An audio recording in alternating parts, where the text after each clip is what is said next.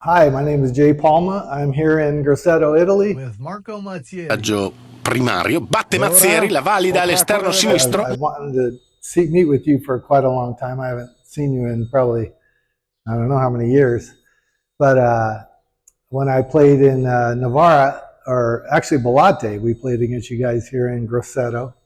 But I want to ask you some questions about your career. You were in Grosseto when I was here, so I was here '86. So you started here in Grosseto at what time? Or? Actually, yeah, I started off as a bat boy in this little town where I grew up. And then I played for the Roselle team. Roselle is the name of the town. And then in 1980, I went on to play for the Grosseto team, and I played there for 17 years plus 3 years in Bologna. But in 1986, when we played each other, that's the year we won our first title here in Grosseto. Right. I remember coming there that you guys had this screen that the fans would go crazy. They'd throw stuff at us. It was a little wild, but from one point of view, it was live. I mean, Yeah. that place was happening at the time. There were a lot of fans in the stands 2 hours before the game, and it was a very successful time, not only as the level of baseball, but for the excitement that all those games were creating in town. Yeah. Was your rival Nettuno? Were they the? Well, because they were. Yeah, Nettuno pretty much was a rival for everybody, because when you were going down there at those times, it was kind of rough, even rougher than being in Grosseto. But again, it was so much fun. It was very exciting to go down there and play, and the fans were so much into it that they were taking the best out of you. Yeah, yeah, that's what I enjoyed about it also. But I don't. You played for the national team for Italy for quite a few years, right? Yeah, for quite a few years. I played 73 games for the national team from 1985 until 1990, and that was also a lot of fun. Of course, back on those days, we were traveling around the world to go train, and that was a special group of guys. Wow, that's awesome.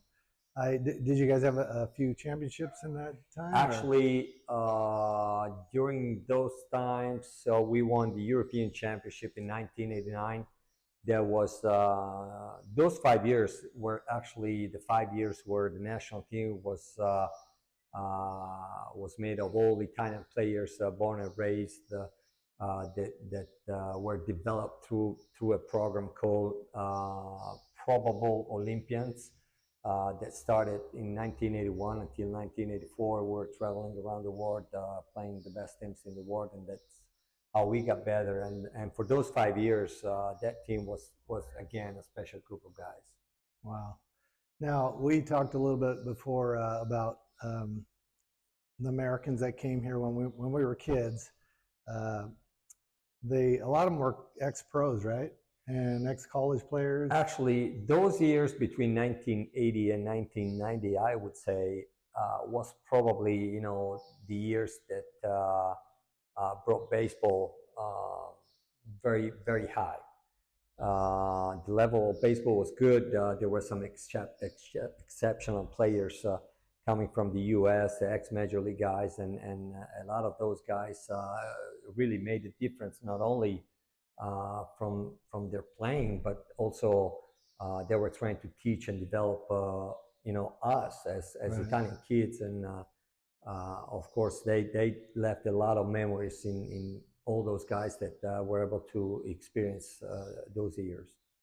Well, I guarantee a lot of these guys who see this video will bring back memories of playing here, because playing with guys like you and the guys that I played for and against was so exciting, because we were kind of a family, even though we were competitors, right? Of course, yeah. We just wanted to beat everybody, but or each other, but the sportsmanship, the respect, the fun, the excitement was, I would say for everybody the same, and that's what made it special. Yeah. You know what really made it special was the food. Well, Right? the food itself, Oh my gosh. it's a trip here. As you know, we don't live to eat. We eat to live. Yes, Pretty yes. much, yeah. I mean, my family's Italian. They're from Sicily, and when I came here, in between games, we'd eat a nice dinner, really, with the other team or by ourselves, or we go back to the hotel and eat. But it was such a beautiful experience. I can't even explain it to everybody how wonderful it is. Each region. Everybody was pretty much the same as you were saying. I don't know. It seems like the world it's a lot different right now. Uh, those were special moments, and it's hard to go back on those moments because of how life has changed for everybody, and for all the things that have been happening around the world, I would say. But I think whenever there's respect for each other, we have a hope. Mm-hmm. So, do you think that we can bring what we had when we were kids back to the game? I mean, I know you do think that, but I was wondering what would make it a little easier to have a professional league and then the other leagues taken care of with that. I mean, is that possible? Or? The vision I have, obviously, is that I would like to go back to those times where baseball was very popular around the country, and